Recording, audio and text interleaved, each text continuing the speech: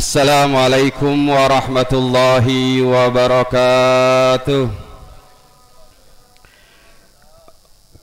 Allahu Akbar, Allahu Akbar, Allahu Akbar, Allahu Akbar, Allahu Akbar, Allahu Akbar, Allahu Akbar, Allahu Akbar, Allahu Akbar, Allahu Akbar kabira walhamdulillahi katsira wa subhanallahi bukratan wa asila. La ilaha illallah wahdah sadaqa wa'dah wa nasara 'abdah wa 'azza jundahu wa hadhama al-ahzaba wahdah. La ilaha illallah wa la na'budu illa iyyah mukhlisina lahuddina walau karihal kafirun. Allahu Akbar walillahil hamd. Alhamdulillah, alhamdulillahilladzi ja'ala Ibrahima khalilan wa imaman li sairil bashar. Ashhadu an la ilaha illallah wahdahu la syarikalah, al-malikul jabbar. Wa ashhadu anna sayyidana Muhammadan abduhu wa rasuluh alladhi yunjina min azabin nar. Allahumma salli wa salli wa barik ala sayyidina Muhammadin al-mukhtar wa ala alihi wa ashabil akhyar. Amma ba'd. Fa ya ibadallah, ittaqullah, ittaqullaha faqad fazal muttaqun. Ma'asyiral muslimin rahimakumullah. Hadirin salat Idul Adha yang dimuliakan dan dirahmati oleh Allah Subhanahu wa taala. Alhamdulillah, pada pagi yang cerah ini mari kita bersyukur kehadirat Allah Subhanahu wa taala atas segala nikmat-nikmatnya dengan banyak memuji, bertasbih, bertakbir kepada Allah Subhanahu wa taala yang telah begitu banyak memberikan nikmat kepada kita sampai detik ini, sehingga nikmat yang Allah berikan kita semua tidak mampu menghitungnya, dan pada hakikatnya kita pun belum mampu untuk mensyukurinya dengan sebenar-benarnya. Salawat serta salam kita haturkan kepada baginda Nabi besar Muhammad sallallahu alaihi wasallam yang membawa kita, mengajarkan kita, menunjukkan kita ke jalan yang lurus, dari jalan yang gelap menuju jalan yang terang, penuh dengan pengetahuan, penuh dengan keimanan, penuh dengan kecerahan hati. Mudah-mudahan segala apa yang telah kita lakukan dari amal-amal ibadah kita yang akan kita lakukan semuanya diterima oleh Allah Subhanahu wa taala. Amin ya rabbal alamin. Ma'asyiral muslimin rahimakumullah. Sekarang tidak terasa kita telah berada lagi dalam hari raya besar umat Islam, Idul Adha.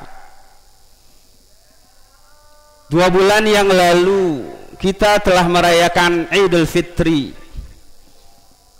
dan inilah waktu yang begitu cepat berjalan, di mana banyak dari sebagian manusia yang lupa akan pentingnya mengisi waktu-waktu dengan hal-hal yang positif.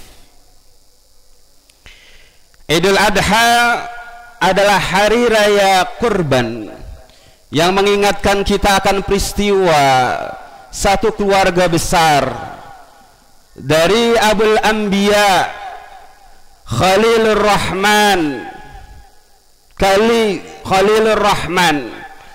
Nabi Ibrahim alaihissalam beserta keluarganya, Nabi Ismail dan Siti Hajar, yang dimana Allah berikan nikmat yang begitu besar, seorang anak yang diharap-harapkan, seorang anak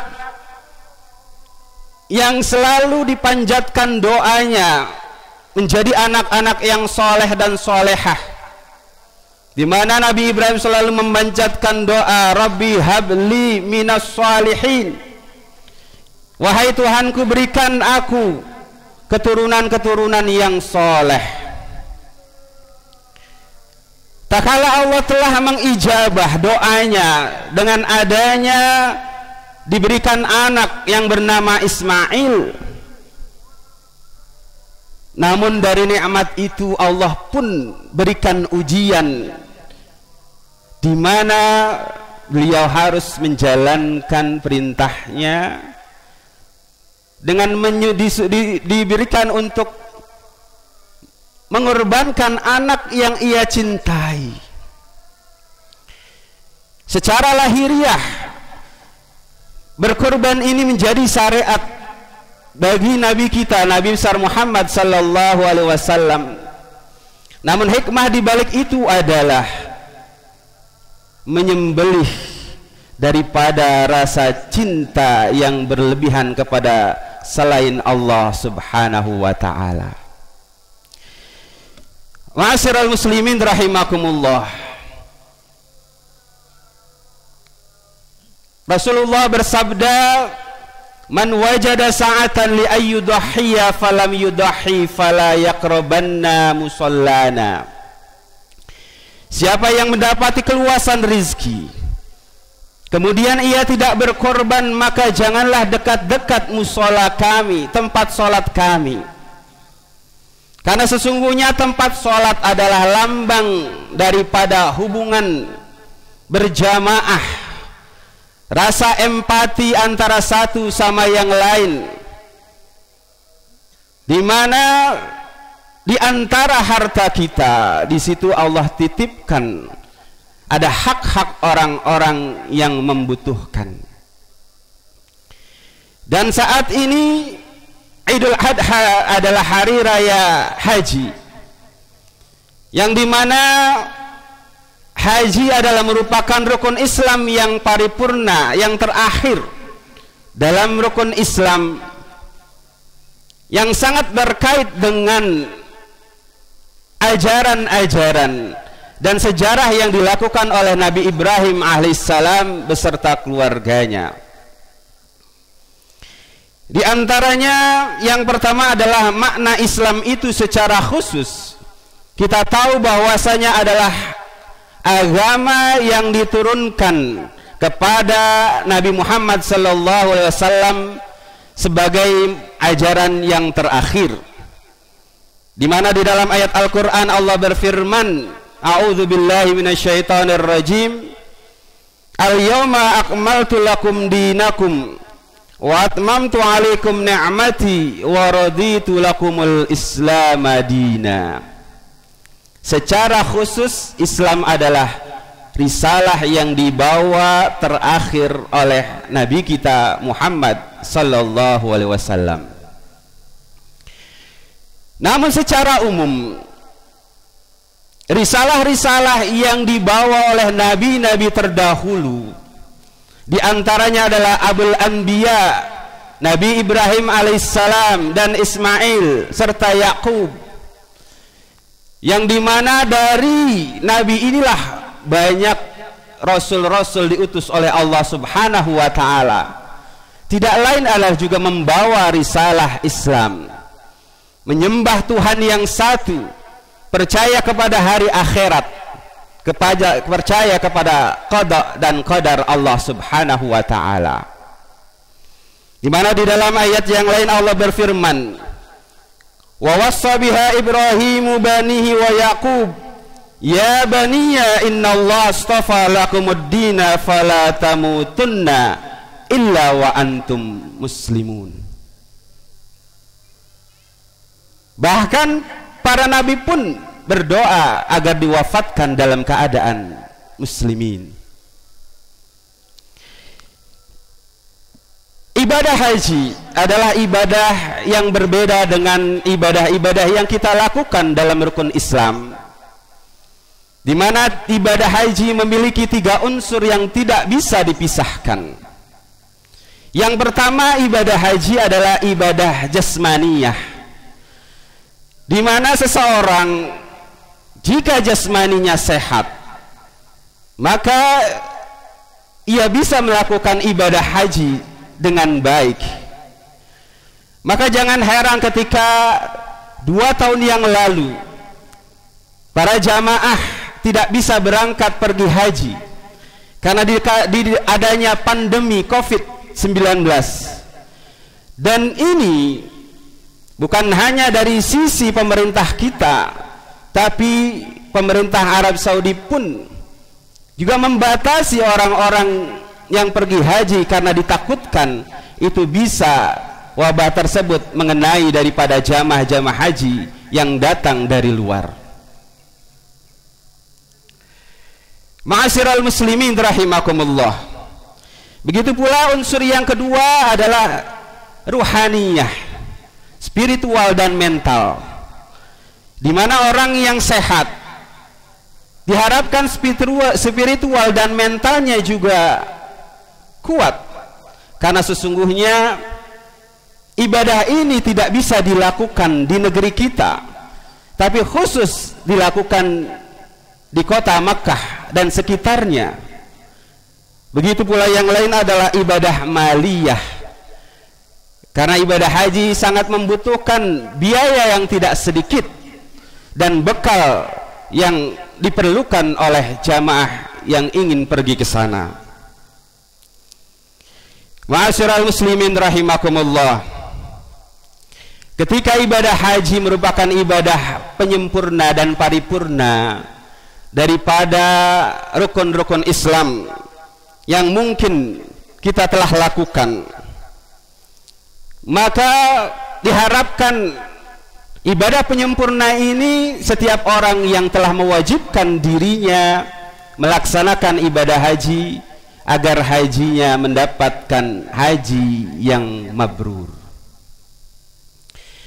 Ada 3 diantaranya ciri orang-orang yang mabrur yang di dalam Al-Quran Allah firmankan, faman farada fihinnal hajja fala rafatha wala fusuqa wala jidala fil hajj. Siapa saja yang telah mewajibkan, mengharuskan dirinya untuk melakukan ibadah haji, kata Allah, fala rafatha, maka tinggalkanlah sikap rafath. Apa itu rafath? Aqwalun wa af'alun yamilu ilal fahisyah, segala ucapan, perbuatan yang condong kepada pornografi, yang dimana saat ini kita lihat di media-media banyak sekali terjadi perzinahan, banyak terjadi pelecehan seksual, terkadang terjadi pada orang-orang dekat, terkadang terjadi pada dunia pendidikan, apalagi pada aktivitas-aktivitas yang memang condong menjurus kepada perzinahan.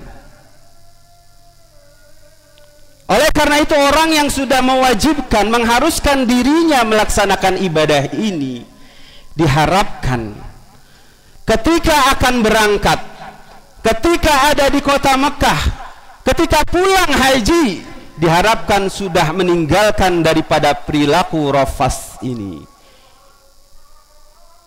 ucapan dan perbuatan yang condong kepada pornografi atau seksual.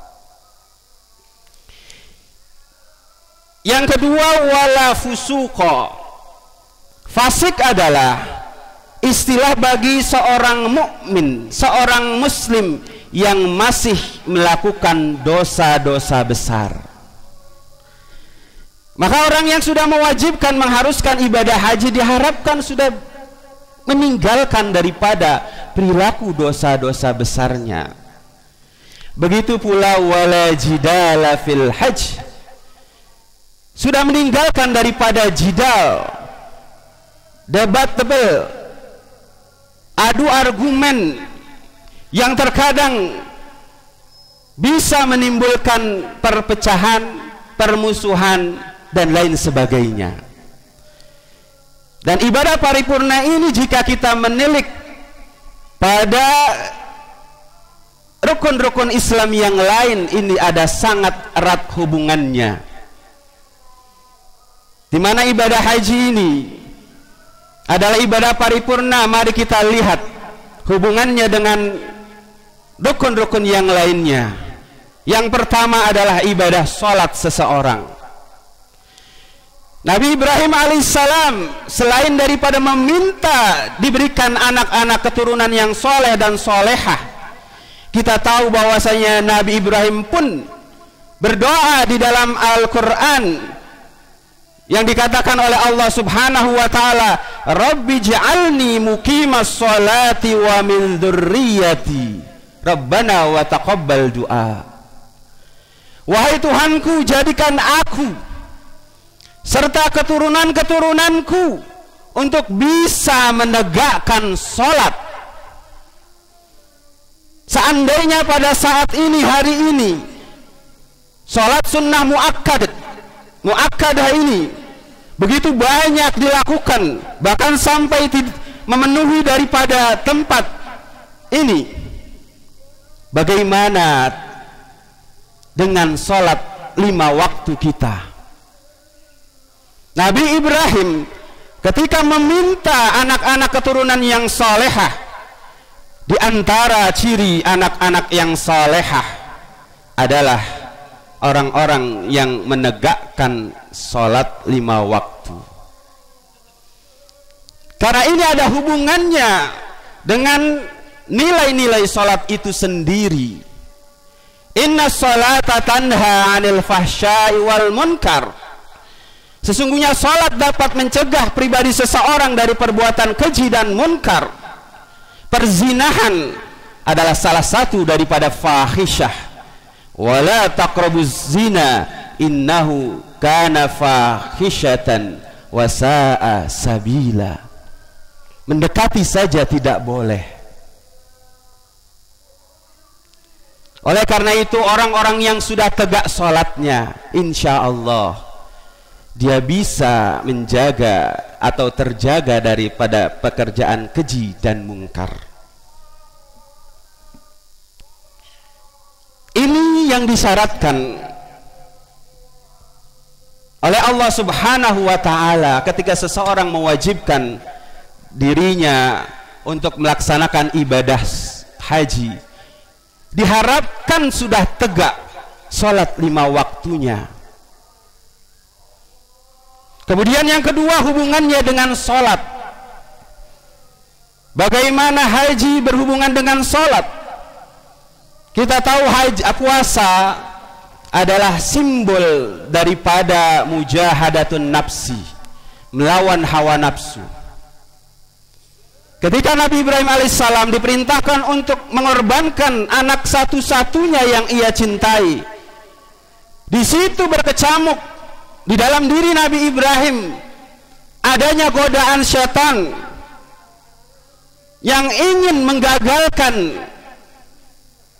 apa yang ingin dilakukan oleh Nabi Ibrahim, sehingga di situ ada syariat orang pergi haji untuk jumratul ula, wusta, dan aqabah, melempar yang pertama, yang kedua, yang tengah, dan yang terakhir. Pertanyaannya, apakah itu memang benar-benar sampai sekarang setan masih ada di jumratul ula, wusta, dan aqabah? Karena sesungguhnya ibadah haji itu adalah ibadah-ibadah yang terdiri dari simbol-simbol yang maknanya sangat luas, di mana musuh ataupun setan yang ada di dalam diri kita, seperti adanya setan di jumratul ula, wusta, dan aqabah, di mana simbol jumratul ula adalah nafsu ammaratun bisu, nafsu manusia yang selalu memerintahkan kepada keburukan. Sehingga Nabi Yusuf mengatakan, wa ma ubarri'u nafsi inna nafsa la ammaratun bisu. Aku tidak membebaskan nafsuku, melepaskan nafsuku begitu saja, karena sesungguhnya nafsu banyak memerintahkan kepada keburukan-keburukan. Adapun jumratul wusta disimbolkan dengan nafsul lawamah. La uqsimu binafsil lawamah. Kata Allah, nafsul lawamah adalah nafsu yang seseorang ketika melakukan kemaksiatan, ia menyesal, lalu melakukan lagi, menyesal, lalu melakukan lagi, dan begitu seterusnya. Kalau kata kita, taubat sambal. Inilah jumratul wusta. Dan yang terakhir adalah jumratul aqabah, yang disimbolkan dengan nafsul mulhamah. Fa'alhamaha fujuraha wa taqwaha. Manusia yang memiliki akal, maka akal itu mengilhamkan mana yang baik, mana yang buruk. Namun akal ketika berselingkuh dengan nafsu, maka terkadang akal yang kadang kita kira bisa menunjukkan mana baik, mana buruk, maka cenderungannya ketika itu bisa kalah dengan hawa nafsu. Inilah simbol-simbol haji, rukun Islam kita berhubungan dengan ajaran-ajaran Nabi Ibrahim alaihissalam. Yang terakhir adalah zakat, sebagai simbol seseorang untuk selalu tazkiyah, membersihkan jiwa dan hartanya dari hal-hal yang selalu mengotori diri kita. Kita tidak sadari terkadang hampir 24 jam kita berhubungan dengan yang namanya materi, tapi kita lupa untuk tazkiyah, membersihkannya. Maka berkorban ini salah satu daripada ajaran Islam, ajaran Nabi Ibrahim, untuk membersihkan sebagian daripada harta kita, jiwa kita dari sifat bakhil, daripada sifat-sifat hewani, menuruti hawa nafsu hewani. Karena manusia gabungan daripada alam-alam hewani, alam malaikat dan lain sebagainya. Qad aflaha man tazakka wa dzakara isma rabbih fasalla.